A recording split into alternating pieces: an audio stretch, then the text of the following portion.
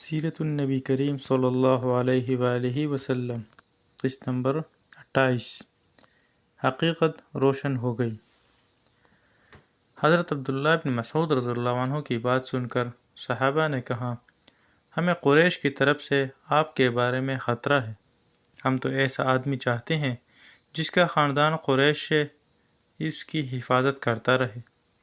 اس کے جواب میں حضرت عبداللہ بن مسعود رضی اللہ عنہ نے فرمایا، تم میری پرواہ نہ کرو، اللہ تعالیٰ خود میری حفاظت فرمائیں گے۔ دوپہر کے بعد حضرت عبداللہ بن مسعود رضی اللہ عنہ بیت اللہ میں پہنچ گئے۔ آپ مقام ابراہیم کے پاس کھڑے ہو گئے۔ اس وقت قریش اپنے اپنے گھروں میں تھے۔ اب انہوں نے بلند آواز سے قرآن پڑھنا شروع کیا۔ قریش نے یہ آواز سنی تو کہنے لگے، اس غلام ذات کو کیا ہوا؟ کوئی اور بولا، محمد جو کلام لے کر آئے ہیں یہ وہی پڑھ رہا ہے۔ یہ سنتے ہی مشرکین ان کی طرف دوڑ پڑے اور لگے انہیں مارنے پیٹنے۔ عبداللہ بن مسعود رضی اللہ عنہ چھوٹے کھاتے جاتے تھے اور قرآن پڑھتے جاتے تھے، یہاں تک کہ انہوں نے سورت کا زیادہ تر حصہ تلاوت کر ڈالا۔ اس کے بعد وہاں سے اپنے ساتھیوں کے پاس آ گئے۔ ان کا چہرہ اس وقت تک لہو لہان ہو چکا تھا۔ ان کی یہ حالت دیکھ کر مسلمان بول اٹھے، ہمیں تمہاری طرف سے اسی بات کا خطرہ تھا۔ حضرت عبداللہ بن مسعود رضی اللہ عنہ نے فرمایا، اللہ کی قسم، اللہ کے دشمنوں کو میں نے اپنے لیے آج سے زیادہ ہلکا اور کمزور کبھی نہیں پایا۔ اگر تم لوگ کہو تو کل پھر ان کے سامنے جا کر قرآن پڑھ سکتا ہوں۔ اس پر مسلمان بولے، نہیں، وہ لوگ جس چیز کو ناپسند کرتے ہیں آپ انہیں وہ کافی سنا آئے ہیں۔ کفار کا یہ ظلم و ستم جاری رہا۔ ایسے میں ایک دن حضور نبی کریم صلی اللہ علیہ وآلہ وسلم صفا کی پہاڑی کے پاس موجود تھے۔ ابو جہل آپ کے پاس سے گزرا۔ اس نے آپ کو دیکھ لیا اور لگا گالیاں دینے۔ اس نے آپ کے سر پر مٹی بھی پھینکی۔ عبداللہ بن جدعان کی باندی نے یہ منظر دیکھا۔ پھر ابو جہل آپ کے پاس سے چل کر حرم میں داخل ہوا۔ وہاں مشرکین جمع تھے۔ وہ ان کے سامنے اپنا کارنامہ بیان کرنے لگا۔ اسی وقت آپ کے چچا حضرت حمزہ رضی اللہ عنہ حرم میں داخل ہوئے۔ یہ اس وقت تک مسلمان نہیں ہوئے تھے۔ تلوار ان کی کمر سے لٹک رہی تھی۔ وہ اس وقت شکار سے واپس آئے تھے۔ ان کی عادت تھی کہ جب شکار سے لوٹتے تو پہلے حرم جا کر طواف کرتے تھے، پھر گھر جاتے تھے۔ حضرت حمزہ رضی اللہ عنہ حرم میں داخل ہونے سے پہلے عبداللہ بن جدعان کی باندی کے پاس سے گزرے۔ اس نے سارا منظر خاموشی سے دیکھا اور سنا تھا۔ اس نے حضرت حمزہ رضی اللہ عنہ سے کہا، اے حمزہ، کچھ خبر بھی ہے؟ ابھی یہاں ابو حکم بن ہشام، ابو جہل نے تمہارے بھتیجے کے ساتھ کیا سلوک کیا ہے؟ وہ یہاں بیٹھے تھے۔ ابو جہل نے انہیں دیکھ لیا، انہیں تکالیف پہنچائے، گالیاں دیں اور بہت بری طرح پیش آیا۔ آپ کے بھتیجے نے جواب میں اسے کچھ بھی نہ کہا۔ ساری بات سن کر حضرت حمزہ رضی اللہ عنہ نے کہا، تم جو کچھ بیان کر رہی ہو کیا یہ تم نے اپنی آنکھوں سے دیکھا ہے؟ اس نے فوراً کہا، ہاں میں نے خود دیکھا ہے۔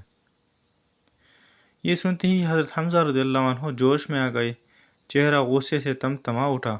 فوراً حرم میں داخل ہوئے۔ وہاں ابو جہل موجود تھا۔ وہ قریشیوں کے درمیان بیٹھا تھا۔ یہ سیدھے اس تک جا پہنچے، ہاتھ میں کمان تھی، بس وہی کھینچ کر اس کے سر پر دے ماری۔ ابو جہل کا سر پھٹ گیا۔ حضرت حمزہ رضی اللہ عنہ نے اس سے کہا، تو محمد کا گالیاں دیتا ہے، سن لے، میں بھی اس کا دین اختیار کرتا ہوں۔ جو کچھ وہ کہتا ہے وہی میں بھی کہتا ہوں۔ اب اگر تجھ میں ہمت ہے تو مجھے جواب دے۔ ابو جہل ان کی منت سماجت کرتے ہوئے بولا، وہ ہمیں بے عقل بتاتا ہے، ہمارے معبودوں کو برا بھلا کہتا ہے، ہمارے باپ دادا کے راستے کے خلاف چلتا ہے۔ یہ سن کر حضرت حمزہ رضی اللہ عنہ بولے، اور خود تم سے زیادہ بے عقل اور بیوقوف کون ہوگا جو اللہ کو چھوڑ کر پتھر کے ٹکڑوں کو پوجتے ہو؟ میں گواہی دیتا ہوں کہ اللہ کے سوا کوئی معبود نہیں، اور میں گواہی دیتا ہوں کہ محمد اللہ کے رسول ہیں۔ ان کے یہ الفاظ سن کر ابو جہل کے خاندان کے کچھ لوگ یکدم حضرت حمزہ رضی اللہ عنہ کی طرف بڑھے اور انہوں نے کہا، اب تمہارے بارے میں بھی ہمیں یقین ہو گیا ہے کہ تم بھی بے دین ہو گئے ہو۔ جواب میں حضرت حمزہ رضی اللہ عنہ نے فرمایا، آؤ، کون ہے مجھے اس سے روکنے والا؟ مجھ پر حقیقت روشن ہو گئی ہے، میں گواہی دیتا ہوں کہ وہ اللہ کے رسول ہیں، جو کچھ وہ کہتے ہیں وہ حق اور سچائی ہے۔ اللہ کی قسم، میں انہیں نہیں چھوڑوں گا، اگر تم سچے ہو تو مجھے روک کر دکھاؤ۔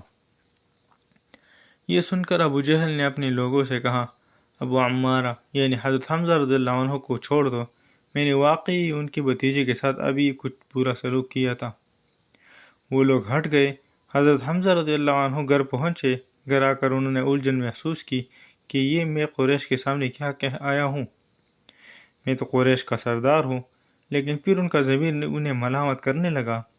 آخر شدید الجھن کے عالم میں انہوں نے دعا کی، اے اللہ، اگر یہ سچا راستہ ہے تو میرے دل میں یہ بات ڈال دے، اور اگر ایسا نہیں ہے تو پھر مجھے اس مشکل سے نکال دے جس میں گر گیا ہوں۔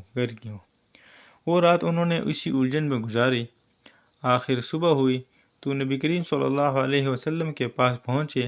آپ سے عرض کیا، بھتیجے، میں ایسے معاملے میں الجھ گیا ہوں کہ مجھے اس سے نکلنے کا کوئی راستہ سجائی نہیں دیتا، اور ایک ایسی صورتحال میں رہنا جس کے بارے میں نہیں جانتا یہ سچائی ہے یا نہیں، بہت سخت معاملہ ہے۔ اس پر آن حضرت صلی اللہ علیہ وسلم حضرت حمزہ رضی اللہ عنہ کی طرف متوجہ ہوئے۔ آپ نے انہیں اللہ کے عذاب سے ڈرایا، ثواب کی خوش خبری سنائی۔ آپ کے وعظ و نصیحت کا یہ اثر ہوا کہ اللہ تعالیٰ نے انہیں ایمان کا نور عطا فرما دیا۔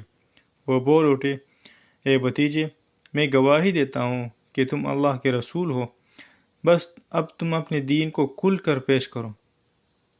حضرت ابن عباس رضی اللہ عنہ فرماتے ہیں، اسی واقعے پر قرآن پاک کی یہ آیت نازل ہوئی جس کا ترجمہ ہے، ایسا شخص جو کہ پہلے مردہ تھا، پھر ہم نے اسے زندہ کر دیا اور ہم نے اسے ایک ایسا نور دے دیا کہ وہ اسے لیے ہوئے چلتا پھرتا ہے۔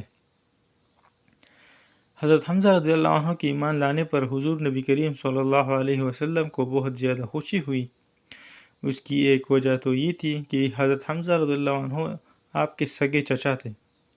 دوسری وجہ یہ تھی کہ وہ قریش میں سب سے زیادہ معزز فرد تھے۔ اس کے ساتھ ہی وہ قریش کے سب سے زیادہ بہادر، طاقتور اور خوددار انسان تھے۔ اور اسی بنیاد پر جب قریش نے دیکھا کہ اب رسول اللہ صلی اللہ علیہ وسلم کو مزید قوت حاصل ہو گئی ہے، تو انہوں نے آپ کو تکالیف پہنچانے کا سلسلہ بند کر دیا۔ لیکن اپنے تمام ظلم و ستم اب وہ کمزور مسلمانوں پر ڈھانے لگے۔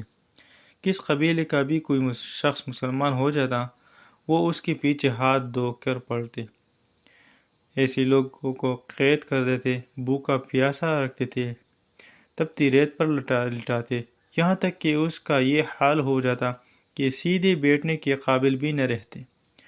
اس ظلم اور زیادتی پر سب سے زیادہ ابو جہل لوگوں کو اکساتا تھا۔ ایسی ہی لوگوں میں سے ایک حضرت بلال حبشی رضی اللہ عنہ بھی تھے۔ آپ کا پورا نام بلال بن رباح تھا۔ یہ امیہ بن خلف کے غلام تھے۔ حضرت بلال رضی اللہ عنہ مکہ میں پیدا ہوئے۔ پہلے عبداللہ بن جدعان نے تیمی کے غلام تھے۔ عبداللہ بن جدعان کے 100 غلام تھے، یہ ان میں سے ایک تھے۔ جب اسلام کا آغاز ہوا اور اس کا نور پھیلا تو عبداللہ بن جدعان نے اپنے 99 غلاموں کو اس خوف سے مکہ سے باہر بھجوا دیا کہ کہیں وہ مسلمان نہ ہو جائے۔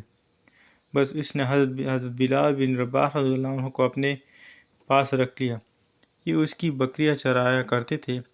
اسلام کی روشنی حضرت بلال رضی اللہ عنہ تک بھی پہنچی۔ یہ ایمان لے آئے، مگر انہوں نے اپنے اسلام کو چھپائے رکھا۔ ایک روز انہوں نے کعبہ کے چاروں طرف رکھے بتوں پر گندگی ڈال دی، ساتھ ہی وہ ان پر تھوکتے جاتے تھے اور کہتے جاتے تھے، جس نے تمہاری عبادت کی وہ تباہ ہو گیا۔ یہ بات قریش کو معلوم ہو گئی۔ وہ فوراً عبداللہ بن جدعان کے پاس آئے اور اس سے بولے، تم بے دین ہو گئے ہو۔ اس نے حیران ہو کر کہا، کیا میرے بارے میں یہ بات کہی جا سکتی ہے؟ اس پر وہ بولے، تمہارے غلام بلال نے آج ایسا کیا ہے۔ وہ حیرت زدہ رہ گیا۔